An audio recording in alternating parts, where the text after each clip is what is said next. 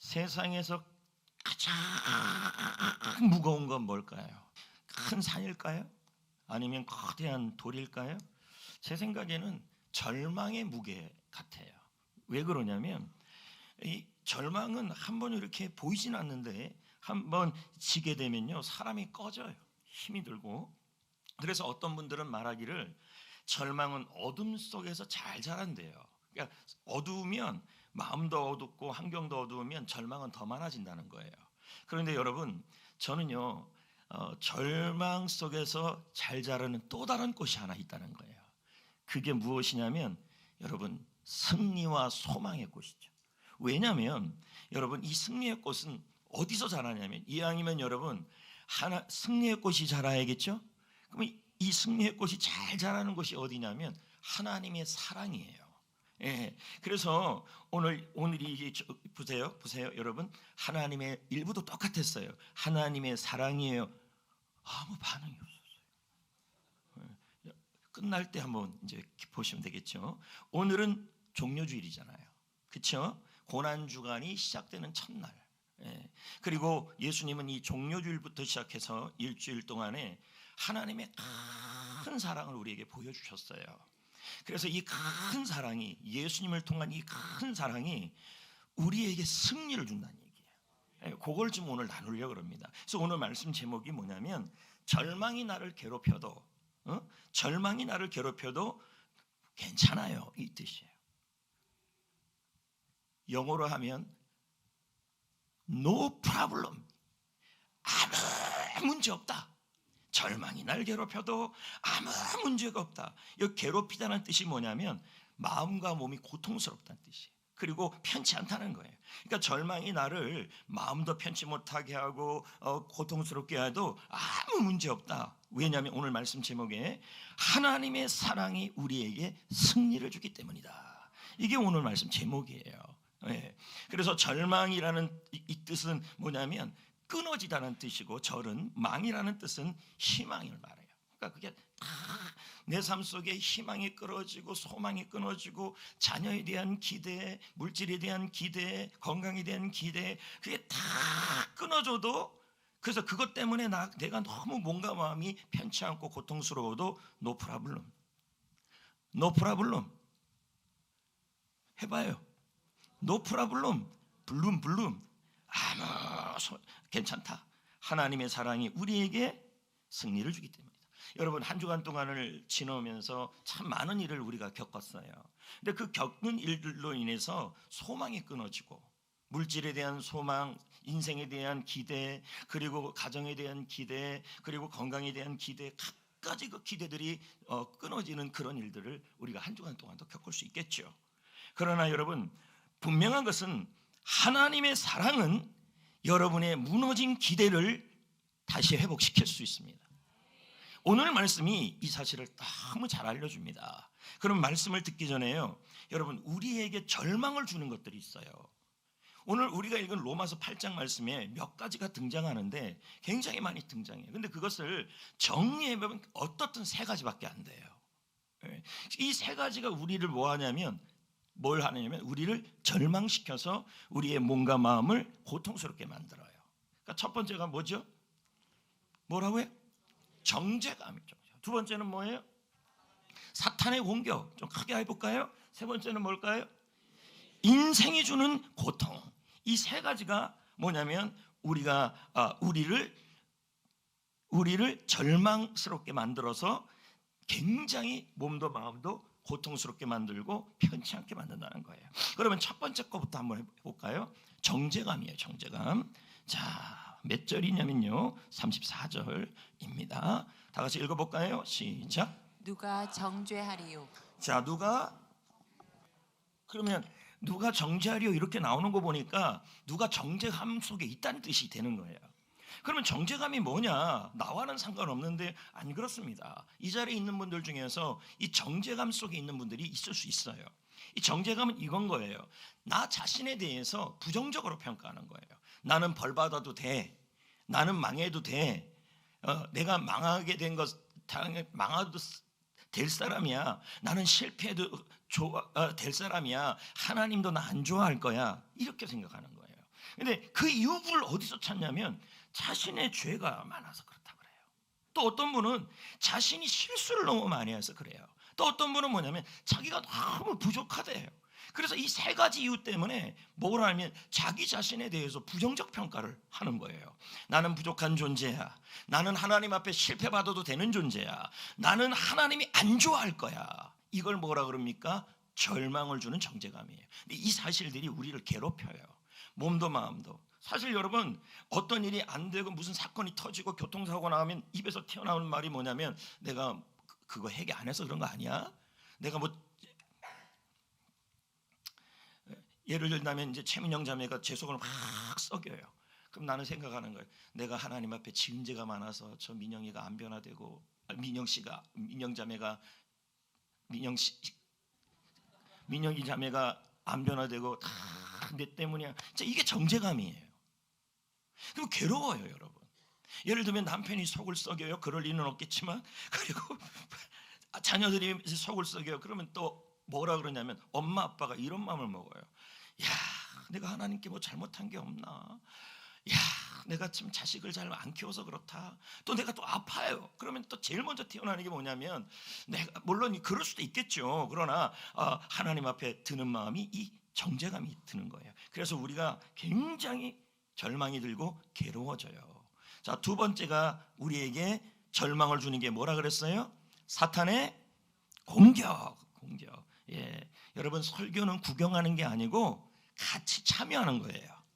아시겠어요? 여기 서른도 씨가 오면 여러분 오빠 안 그러겠어요? 지난번에 민숙이 씨만 와도 주님은 내 보혈. 아이고, 내가 그 민숙이 씨한테 얘기했어요. 한 번 더 오라고. 민숙이 씨가 오라고. 너무 좋아하더라고. 뭔 말인지 모르시나. 같이 읽으셔야 합니다. 38, 39절 시작. 확신하노니 사망이나 생명이나 천사들이나 권세자들이나 높음이나 깊음이나 다른 어떤 피조물이라도. 자, 말이 굉장히 많아요. 근데 이게 전체가 뭐를 의미하는 거냐면 영적 존재를 의미하는 거예요. 여러분 높아진다는 말은 뭐예요? 사탄의 을 통해서 내가 교만해지고 뭐 이런 의미를 얘기하는 겁니다. 결국 이 전체는 영적 나쁜 영들을 의미하는 건데 대표적으로 사탄이겠죠. 여러분 사탄은요 우리에게 굉장히 특히 성도들에게 뭐 하냐면 몸과 마음을 괴롭게 해요. 그래서 절망을 줘요. 그래서 성도를 어떻게 하냐면 굉장히 마음이 요즘 왜 이렇게 답답한지 몰라. 삶이 너무 어두컴컴해. 이게 뭐냐면 사탄의 공격이에요. 자, 에베소 6장 12절 읽어보겠습니다. 시작. 통치자들과 권세자들과 이 어둠의 주관자들, 이 어둠의 세상의 주관자들.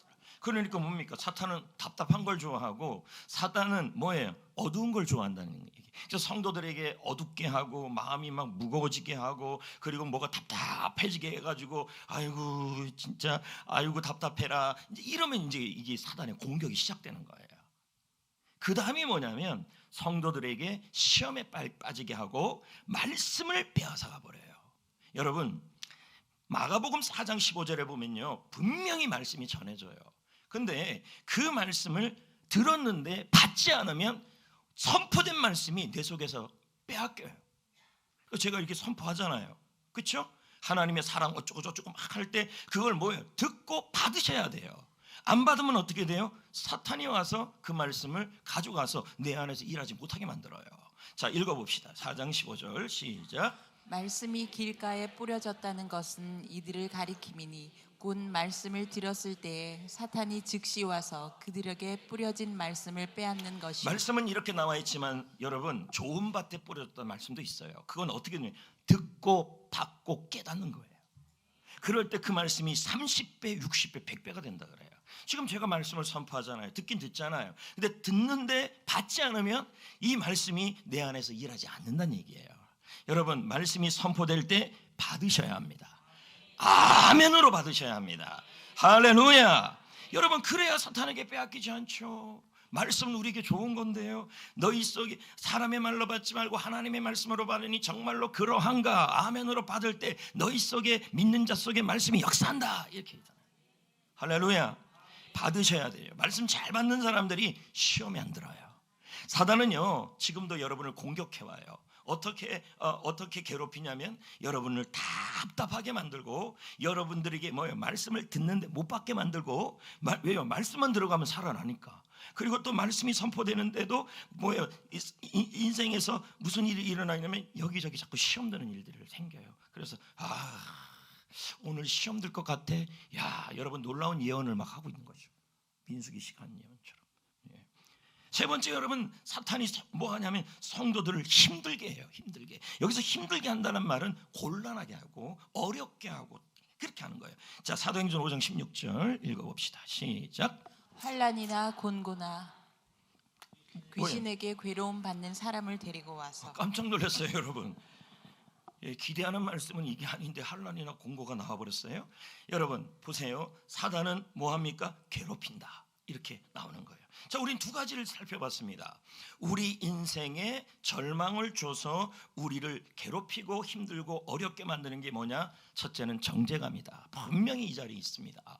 그래서 아까도 얘기했지만 누가 아프거나 누가 무슨 일을 당하거나 뜻대로 안 되면 꼭 드는 마음이 뭐냐면 내 죄 때문이다.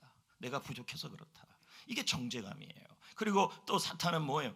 우리를 답답하게 만들고, 그리고 말씀에 받지 못해서 시험 들게 만들고, 그리고 뭐예요? 우리를 힘들게 만들어 버린다는 거예요. 자, 세 번째 마지막이 뭐였습니까? 한번 띄워줘 봐요. 뭐였어요? 인생에 주는 고통이에요. 그러니까 삶 자체 속에 일어나는 일들이란 얘기죠. 그런 일들이 우리를 뭐 하냐면 절망을 주고 괴롭힌다는 얘기예요. 자, 그럼 35, 39절에 몇 가지가 나와요. 시작. 환난이나 곤고나 박해나 기근이나 적신이나 위험이나 칼이랴. 높음이나 깊음. 자, 굉장히 말이 어려워요. 그러나 이걸 그냥 한마디로 얘기하면 우리 인생에서 일어나는 고통스러운 일들이에요. 자, 이런 일들이 뭐 하냐면 우리를 절망스럽게 만들고 우리 삶에 힘들게 만든다는 거예요. 그래서 제가 한번 생각해 봤어요. 어떻게 하면 지금 이 내용들을, 여러분의 인생에서 이 내용들을 여러분이 그냥 머릿속에 딱 그릴 수 있을까 해서 제가 그림을 하나 그렸어요. 제가 그릴 리는 없지만 어마어마하죠? 여러분, 이 그림을 보면서 뭘 느끼세요라고 물으면 말도 안 되는 거죠. 좀 여기 한번 보십시오. 그림 보이죠? 여기 보면 여러분 안개 보여요? 뭐가 안개예요? 뿌연 게 안개겠죠? 저는 저 그림에서 저 안개라는 저 안개가 뭐라고 생각하냐면 정죄감이라는 생각이 들어요. 왜냐하면 정죄감이 들면요, 우리 삶 자체가 뭐가 지금 계속해서 캄캄해가지고 뭐가 안 보인다는 얘기죠. 그리고 여기 여러분 폭풍우 보여요? 폭풍우 보여요? 그러면 저 폭풍우가 뭐냐? 사단의 공격이란 얘기죠. 자, 사단이 여러분에게 시험해 주고 여러분을 괴롭히고 여러분을 힘들게 하고 그럴 때 뭐예요? 저 배가 폭풍우가 심하면 어떻게 돼요? 예? 흔들려요, 안 흔들려요? 그럼 뭐 해요? 여기서 이거 몰라요? 뭐가 올라가요? 오바이트, 멀미를 하게 되잖아요. 그러니까 여러분, 사탄이 폭풍우같이 우리를 공격해 올 때 신앙생활이 흔들려요. 답답해지고 어두워지고 시험에 들고 말씀을 제대로 못 받고 우리를 힘들게 하는 겁니다. 여기 날씨 보여요? 안 보일걸요? 제가 말하는 저 날씨는 예측할 수 없는 날씨를 의미하는 거예요. 그럼 예측할 수 없는 날씨는 뭐예요? 인생에서 일어나는 고통이죠. 여러분, 인생에서 일어나는 고통들이 우리가 예측할 수 있습니까? 없잖아요. 저 배를 몰고 가다가 갑자기 예측이 안 되는 수가 있다라는 얘기죠. 그러니까 여기 보십시오. 안개는 정죄감이고 폭풍우는 사단의 공격이고, 그리고 예측할 수 없는 날씨는 뭐예요? 인생에서 예측하지 못하는 일들이란 얘기예요. 이런 일들이 우리를 뭐 합니까? 괴롭힌다는 얘기예요. 마음도 몸도 편치 못하게 한다는 얘기죠. 오늘 이 세 가지 중에 한두 가지는 다 포함되어 있을 것입니다. 그럼에도 불구하고 오늘 말씀 제목이 뭐였습니까? 절망이 나를 괴롭혀도, 절망이 나를 몸과 마음을 힘들게 해도 괜찮습니다. 노 프라블럼, 아무 문제거리가 아니란 얘기예요. 왜요? 하나님의 사랑이 있기 때문이란 얘기입니다. 할렐루야. 그 하나님의 사랑이 우리에게 나타났다는 얘기예요. 어떻게 나타났습니까? 예수 그리스도를 통해 나타났습니다.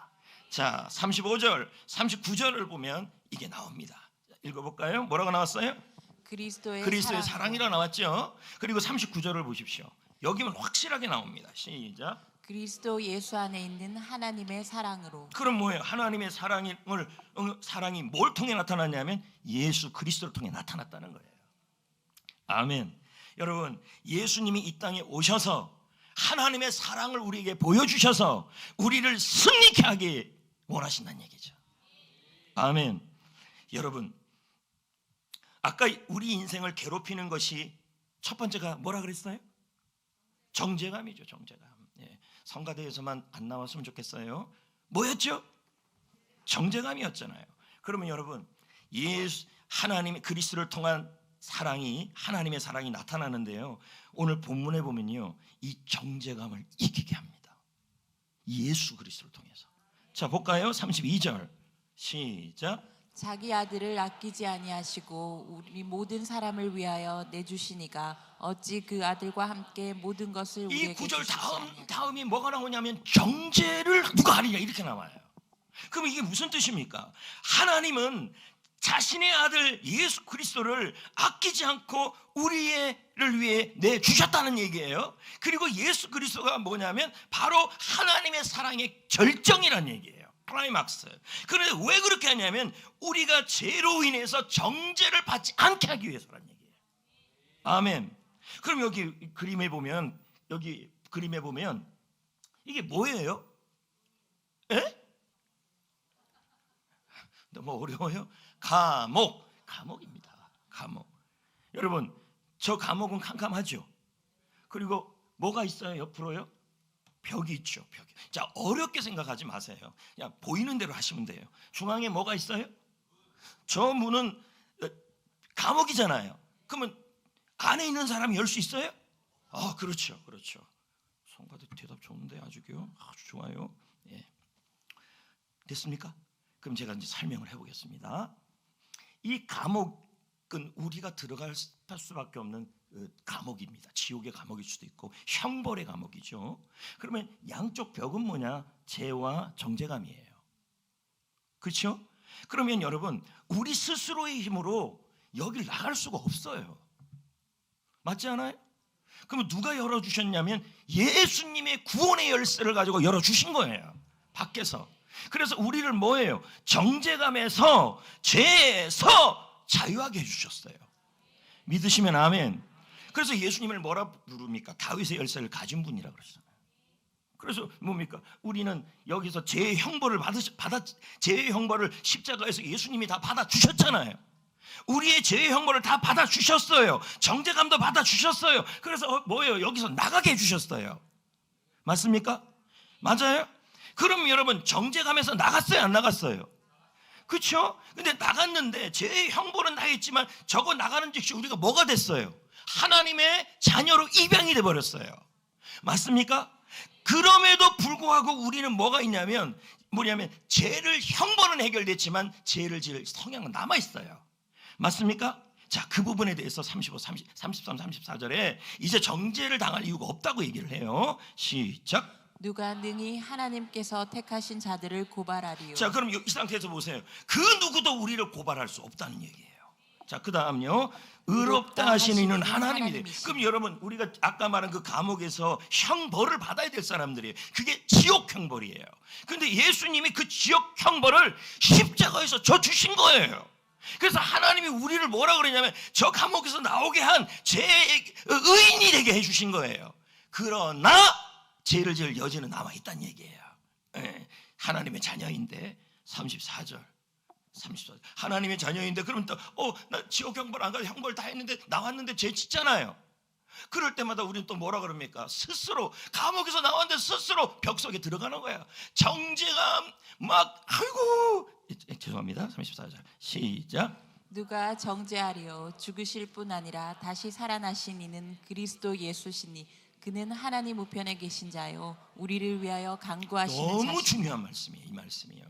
자, 주석서를 볼까요? 주석서 잠깐 볼까요? 예수님은 정죄받을 성도를 위해서 하나님께 계속해서 변호사가 되어 있다는 뜻이에요. 이게 변호, 현재형이기도 해요. 그럼 제가 한번 설명을 해볼까요? 우리는 하나님의 자녀가 됐죠. 되기 전에 형벌이 있었죠. 근데 주님께서 십자가에서 그 모든 형벌을 지셨잖아요. 그래서 우리는 그 예수 그리스도를 믿음으로 하나님의 자녀가 됐어요. 자녀가 됐는데도 정죄감과 죄의 감옥에서 나오게 됐어요. 그런데 여전히 죄의 성향이 남아있다는 얘기예요. 예를 들면 이런 거예요. 소매치기가 감옥에 있었는데 그 죄의 형벌을 다 해결해서 나왔어요. 그러나 소매치기 할 성향은 남아있다는 얘기예요. 그리고 소매치기 또 했어요. 그럴 때마다 또 뭐냐면 정죄감에 빠질 수 있다는 얘기죠. 이해됐나요? 예? 근데 우리는 실수를 반복해요. 그러면서 주님 앞에 나와요. 하나님 아버지라고 해요. 지금요. 하나님 아버지, 제가 또 죄를 지었어요. 제가 또 실수했어요. 회개 기도해요. 그런데도 내가 이렇게 힘든 것은 뜻대로 안 되는 것은 내 죄 때문이에요. 내가 벌 받아도 싸요. 난리가 나요 지금요. 주님, 제가 진심으로 용서받을 수 있을까요? 여러분, 이때 좀 기억하셔야 돼요. 뭘 기억했냐면 우리를 변호하시는 예수님을 기억하셔야 돼요. 예, 그분이 어디 계시는데요? 말씀이 뭐라 그랬습니까? 하나님의 우편에 있다. 자, 그림으로 한번 보여주겠습니다. 제가 그림을 이제 그렸는데요. 우편이 아니라 중앙에서 죄송합니다. 말을 잘 안 들어요. 그러면 여러분, 저 예수님 보이죠? 그리고 우리가 지금 뭐 하고 있냐면 그 앞에 서 있는 거예요. 그러면 우리가 일상에 살아가다가 하나님의 자녀로 살아가다가 죄를 또 지었어요. 그래서 하나님 앞에 나와서 이렇게 말합니다. 하나님 아버지, 죄송합니다. 하나님 아버지, 내가 용서받을 수 있을까요? 이렇게 얘기를 하니까 그 순간 변호사가 고용이 되는 거예요. 매일 그렇게 하고 있어요. 그래서 우리가 딱 할 때마다 예수님이 이렇게 말합니다. 나의 아버지 하나님, 이 사람은 많은 실수를 저질렀습니다. 말실수도 하고 거짓말도 하고 친구도 미워하고 속도 썩이고, 그러나 제가 이 사람의 모든 죄를 대신해서 십자가에서 과거, 현재, 미래의 죄까지 대가를 지불했습니다. 저의 사랑과 희생으로 이 사람의 죄는 이미 다 해결되었습니다. 그러니 저는 이 사람이 하나님의 자녀로서 용서받고 당당히 살 권리가 있다고 생각합니다. 변호예요, 변호. 그러면 하나님이 뭐라고 판결을 내리시냐면, 우리에게 판결을 내리시냐면, 뇌 죄가 용서를 받았다.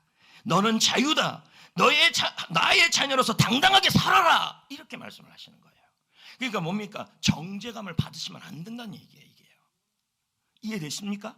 여러분이 죄를 지을 때마다, 하나님의 자녀로서 죄를 지을 때마다 그것 때문에 하나님께 돌아와서 회개 기도를 합니다. 그러고 나서 또 정죄감에 빠집니다. 이러면 안 된다는 거예요. 주님께 회개 기도를 하면 주님이 반드시 바로 변호를 시작하십니다.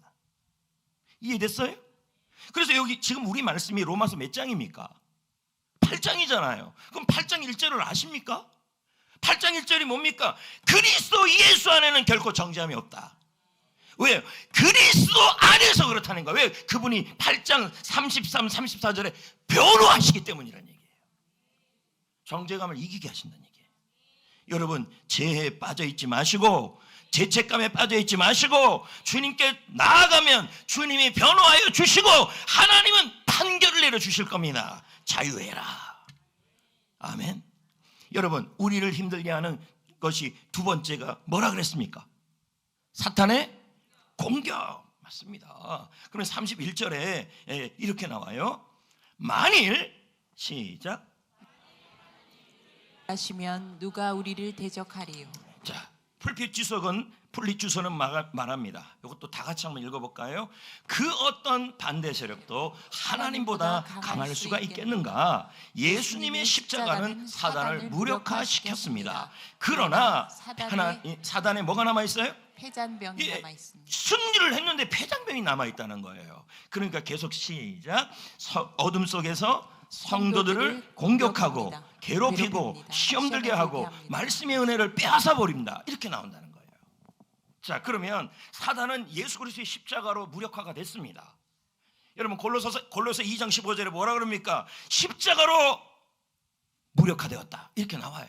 승리했잖아요. 근데 지금 뭐가 남아있다는 거예요? 잔재들이 남아있다는 거예요. 그 잔재들이 지금 여러분을 뭐합니까? 답답하게 하고 시험 들게 하고 힘들게 하고 은혜를 빼앗아 버리고 시험 들게 한다는 거예요. 그러나 여러분, no problem. 문제 없습니다. 왜요? 하나님이 우리 편이고 예수님이 우리의 대장 되시기 때문입니다. 깜짝 놀랐죠, 여러분? 제 목소리에 깜짝 놀랐죠? 줄면 안 돼요, 여러분. 여기 다시 한번 보세요. 우리는 경제적 어려움을 겪어요. 그리고 가족과의 관계도 굉장히 힘들 때도 있어요. 삶의 의욕이 생기지 않아요. 이러한 문제들 때문에 우리는 뭐예요? 답답해져요. 이걸 사단이 공격해 오는 거죠. 그러면 우리는 뭐예요? 폭풍우를, 아까 사단의 공격을 폭풍우라 그랬잖아요. 흔들흔들 돼요. 울렁울렁 돼요. 그래서 아까까지는 히 됐다가 지나면 여러분, 파도가 잠잠해지면 이렇게 되는 거예요. 내가 왜 그런지 모르겠다고요? 사단의 공격이에요. 그러나 여러분, no problem. 하나님은 우리 편이시고 우리가 절망적인 상황을 이기도록 승리의 길을 열어주실 것이며 우리의 대장 되신 예수 그리스도께서 여러분 경제적 어려움이 있을 때는 그것을 해결할 수 있는 해결책도 주실 것입니다. 필요한 자원도 주실 것이고 가족과 사람들과의 관계 속에 어려움이 있을 때는 이해하는 마음을 부어주실 것입니다. 삶의 의욕이 없을 때는요, 새로운 희망을 주시고 질병으로 어려움을 겪을 때는 그 길을 열어주시는데 기적적 치유를 주시든지 아니면 약과 의료 혜택을 받는 좋은 길이 생기든지 그렇게 해 주신다는 거예요. 아멘. 여러분, 아까 세 번째는 뭐라 그랬죠? 인생이 주는 고통이라 그랬죠. 자, 37절을 봅시다. 자, 보세요. 시작. 이 모든 일에 우리를 사랑하시는 이로 말미암아 우리가 넉넉히 이기느니라. 예측할 수 없는 날씨가 인생이 주는 고통이라 그랬어요. 근데 그거 걱정하지 말라는 거예요. 하나님이 우리를, 예수님이 우리를 사랑하신다는 거예요. 그래서 우리가 여기 넉넉히 이긴다는 말은 그냥 이기는 게 아니라 견디는 게 아니라 압도적 승리를 말해요. 완벽한 승리를 말해요. 할렐루야. 근데 이게 지금 뭐라고 나와 있냐면 문법이 지금 안 나와 있는데 원어의 문법이 현재 능동태예요. 그럼 현재 능동태는 우리나라 말에는 없어요. 이런 문법이. 그러면 영어에서 찾아보면요, 미래 완료형이에요. 목사님 뭔 소리 지금 해요? 지금 영어 시간이에요? 그리고 공부를 좀 해야 돼요. 최소한 문법 공부를 해야 저처럼 기억이라도 나지. 여러분, 현재 완료는 뭐냐면 과거에 일어난 일이 현재까지 영향을 주는 거예요. 그럼 미래 완료는 뭐예요? 과거에 일어난 사건이 현재에서 미래까지 영향을 주는 거예요. 오케이? 그럼 현재 능동태는 뭐예요? 지금 영어로 말한다면 현재 미래 완료예요. 무슨 말입니까? 예수님이 십자가에서 2000년 전에 사단을 이겨냈습니다. 승리했습니다. 그 승리가 지금도 미래도 압도적 승리를 주겠다는 뜻이에요. 이해됐습니까? 왜? 우리를 사랑하니까. 제가 이 말씀을 묵상하면서 영화가 생각이 나는 거예요. 무슨 영화일까요? 내 죽음을, 여러분, 노량 말고 한산이에요. 한산. 여러분, 이 영화를 보면요, 뭐냐면 이순신 장군이 한산에서 대승리를 거두어요. 대승리. 그럼 제가 자꾸 질문해서 죄송한데 여러분, 우리나라 3대 대첩이 뭡니까? 한산 벌써 나왔잖아요. 한산 대첩, 진주 대첩, 귀주 대첩. 그러면 저 한산 대첩에서 뭐 했냐면 승리를 거뒀어요. 근데 일본군의 잔재가 남아 있어요, 안 남아 있어요? 남아 있죠. 그래서 부하 장군이 이렇게 말해요. 장군, 이 얼마나 대단한 승리입니까? 결정적 승리입니까? 야, 대단합니다. 그랬더니 이순신 장군이 이렇게 말해요. 아니다. 더 나아가자. 우리에게는 지금 압도적 승리가 필요하다. 이건 뭡니까? 이순신 장군이 남아있는 일본군까지도 완전히 밟아 이기겠다는 강력한 의지예요. 그럼 여기서 싹 넘어가면 설교의 힘이 떨어져요. 그럼 뭐 해야 돼요? 영화를 보여줘야 돼요. 그럼 어떻게 했는데? 제가 편집을 했어요. 할 일도 많다고요? 무지하게 바빠요. 사랑하는 하나님의 자녀들에게 지금 남아있는 사탄의 공격과 인생에서 일어나는 갖가지 고통과 그리고 여러분 정죄감에서 눌려있기를 원치 않아요. 하나님은 우리를 너무 사랑하기 때문에 계속해서 압도적 승리를 주신다는 거예요. 뭐라고 아까 표현했습니까? 너희를 사랑하는 이시로 말미암아 너희가 넉넉히 현재 완료, 아니 미래 완료 진행이 미래 완료형이에요. 뭡니까? 앞으로도 계속해서 압도적 승리를 주겠다는 거예요. 아멘. 아멘. 이건 단순히 견디는 게 아니에요. 밟아 이기는 거예요. 누가? 주님이 그렇게 해주겠다는 거예요. 주님이. 이 표현대로 제가 한번 해본다면, 우리가 2000년 전에 예수님께서 십자가에서 승리를 했어요. 근데 천사들이 옆에서 말해요. 주님, 대단한 대첩이었습니다. 십자가 대첩입니다. 실로 대단한 승리입니다. 그랬더니 하나님이 옆에서 말씀하시는 거예요. 아니다. 더 나아가자. 잔당들이 남아있다. 이 패잔병들이 남아서 나의 성도들을, 나의 자녀들을 정죄감을 주고 나의 자녀를 괴롭히고 고통을 줄 것이다. 하지만 내가 계속해서 이기게 할 거다. 예수 그리스도가 대장되어서 이기게 할 거다. 강력한 의지예요. 이 부분을 예수님이 직접 말했어요. 요한복음 10장 33절이에요.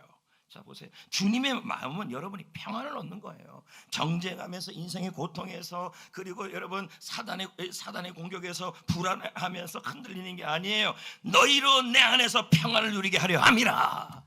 세상에서 너희가 환난을 당하나 눌려 있지 말라. 담대하라. 내가 세상을 이겼다. 이 말씀이 뜻이 뭐냐면 역시 완료 능동태예요. 완료 능동태. 미래 완료형이에요. 예수님의 십자가의 승리가 과거의 사건이 아니라 현재, 미래에도 압도적 승리를 주겠다는 뜻이에요. 아멘. 죄송합니다. 제가 또 드라마 하나를 또 끄집어내겠습니다. 얼마 전에 고려 거란 전쟁이 끝났어요. 맞죠? 그 전쟁에서 여러분, 저도 이제 이 전쟁에 대해서 잘 몰랐는데 좀 찾아보니까 당시 이 요나라 거란이 주위에 있는 모든 나라들을 다 먹어버렸어요. 근데 남은 나라가 이 고려예요. 고려를 잡아야 송나라를 견제할 수가 있고 하는 상황에 처해져 있어요. 그래서 1차 침공, 2차 침공 그렇게 버티는데도 고려가 안 무너졌어요. 근데 마지막 3차 침공 때 정예병 10만 명이에요. 특공대 10만 명을 데리고 온 거예요. 이건 완전 초정 박살내겠다는 의미 아니겠습니까? 이때 등장한 사람이 강감찬 장군이에요. 기주대적 강감찬, 그 강감찬이에요. 강감찬. 야, 진짜 설교 기억하게 하려고 별걸 다 합니다. 그 강감찬 장군 당시 나이가 72세입니다. 그리고 여러분, 문관입니까? 무관입니까? 문관입니다. 근데 이 사람이 전략이 뛰어난 거예요. 그래서 어떻게 합니까? 3차 전쟁 때 여러분, 거란의 그것을 기주해서 대승리를 거두어요. 고려가 무너지고 없어질 상황이었어요. 그래서 이걸 대첩이라 그러는 거예요. 한산 대첩도 마찬가지예요. 그런데 여러분, 이 전쟁, 3차 전쟁 이후에 고려에게 무슨 일이 일어났냐면 고려의 함근기가 시작돼요. 평화. 문화가 꽃을 피우기 시작하고 정치가 안정이 되기 시작해요. 더 이상 주변 국가들이 고려를 공격을 못해요. 왜? 고려의 강력함을 받기 때문에 벌벌 떨어요. 오죽하면 여러분, 조공을 바쳐요. 이런 일이 일어났다는 거예요.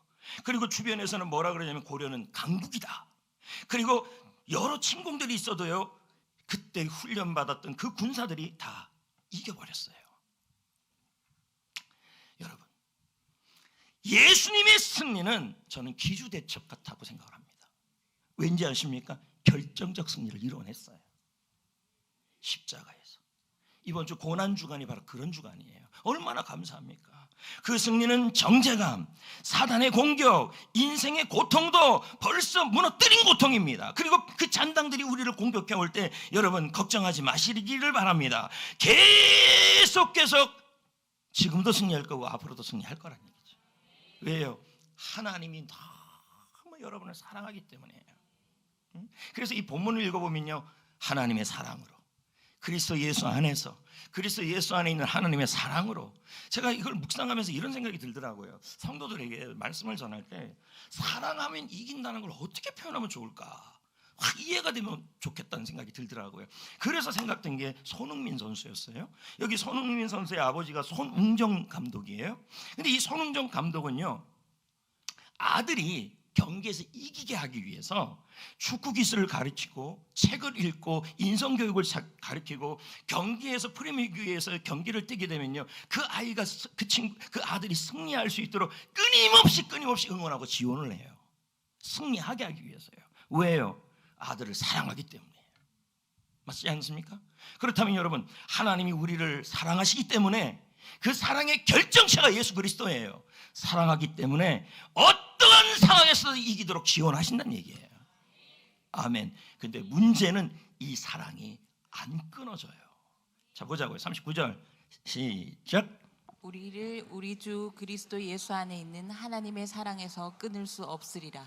자, 하나님의 사랑은 이기게 하는 사랑이잖아요. 그럼 그 사랑이 지금도 안 끊어지고 앞으로도 끊어지지 않을 거란 얘기예요. 아멘.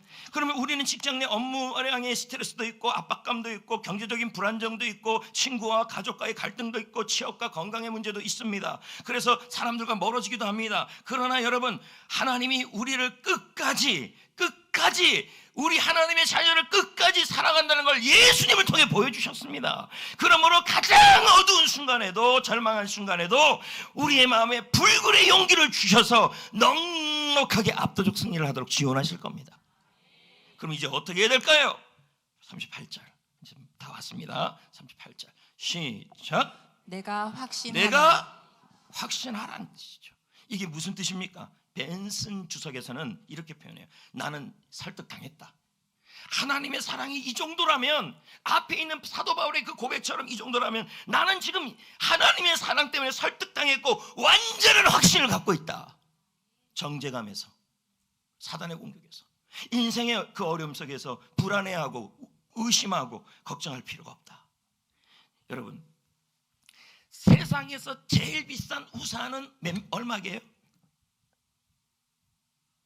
7천만 원이에요. 보여줄게요. 이 우산이 7천만 원이에요. 악어 가죽. 제가 좀 이렇게 찾아보니까 엘리자베스 2세가 양 우산을 되게 많이 가지고 다녔더라고요. 근데 그녀는 말하더라고요. 우산은 패션의 완성이다. 나는 비닐 우산만 있으면 되는데, 여러분, 이 우산이 빌리언 네꾸뚜르에서 만든 겁니다. 이름도 어려워요. 저게 여러분 7천만 원이에요. 근데 저기서 만든 우산 중에서요, 저 끝에 총이 달려있는 것도 있어요. 이 강도들 생기면 여자들이 좋겠죠. 빵! 오, 더 비싸요. 여러분, 갖고 싶어요? 아이고. 그 다음 우산은 보여줄게요. 몽블랑이에요. 몬트 블랑크. 몽블랑이에요. 저 우산이 100만 원이에요. 아이고. 여성들은 말합니다. 목사님, 뭘 모르시는군요. 우산은 패션의 완성이고. 아이고. 다음 우산 보여줘. 다음 우산. 요거 150만 원이에요. 예. 어디 작품이냐? 그건 또 짧아요. 프라다. 150만 원. 아이고. 여러분, 저 우산을 쓴다고 사단의 공격이 막아질까요? 저 우산을 쓴다고 정죄감이 막아질까요? 저 우산을 쓴다고 여러분 인생의 고통이 막아질까요? 아닙니다. 제가 소개하는 우산은요, 그걸 다 막아줘요. 무슨 우산일까요? 하나님의 사랑 우산이에요. 아멘. 이 사랑 우산을 쓰면 여러분, 어떠한 폭풍과 불고 비가 내려도요 막아주십니다. 정죄감을 막아주고 사단의 공격을 막아주고 인생의 공격도 이기게 하여 주실 것입니다. 우리가 할 일은 뭐예요? 우산을 펴는 거예요. 항상 확신하고. 맞습니까? 그럼요. 그래서 적용 3가지예요. 하나님의 사랑 우산을 항상 펴자. 이건 뭐예요? 순간순간마다 정죄감이 들고 이럴 때마다 하나님의 사랑을 기억하자는 뜻이에요. 아침에 일어났을 때, 직장에서, 학교에서, 가정에서 순간순간마다 하나님의 사랑 우산 안으로 들어가야 돼요. 이걸 기억하라는 얘기죠. 두 번째, 월리비전과 함께하는 고난주간 묵상집이 있어요. 오늘 다 나눠 드렸습니다. 이걸 좀 이번 한 주에 사용해 주시고. 세 번째는 여러분, 고난주간에 여러분 우리가 특별 새벽 기도를 하진 않아요. 그러나 여러분들이 나와서 기도로 감사와 사랑을 고백하자는 얘기죠. 이제 여러분 말씀을 맺으려고 합니다. 우리는 알고 있습니다. 우리는 확신합니다. 우리는 확신하고 확인하고 확신하노니 세상의 어떠한 폭풍도 하나님의 사랑을 이길 수가 없습니다. 그리고 그 사랑을 보여주신 예수님은 지금도 우리의 대장 되십니다. 아멘. 이제 일상으로 다 돌아갈 겁니다. 돌아가는데 여러분 두려워하지 맙시다. 평안합시다. 담대합시다. 그리고 순간순간마다 하나님의 사랑 우산을 순간순간마다 펴시면서 담대하게 걸어가시며 승리하시기를 축복합니다. 오늘 레마 찬양을 같이 불러볼까요?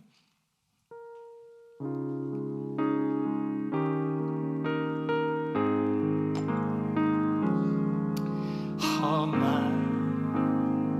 세상 살면서 시련이 와도 내게 슬픔이 와도 나는 주만 보리라. 우는 사자와 같이 천막이 나를 삼키려 나를 유혹하지만 주가 나를 지키리. 올라라 내게 오너라 시련아 내게 오너라. 누가 주님 사랑해서 나를 끊으리요. 나는 괴로움 없겠네. 주가 나와 함께해. 나를 사는 주만 믿으리.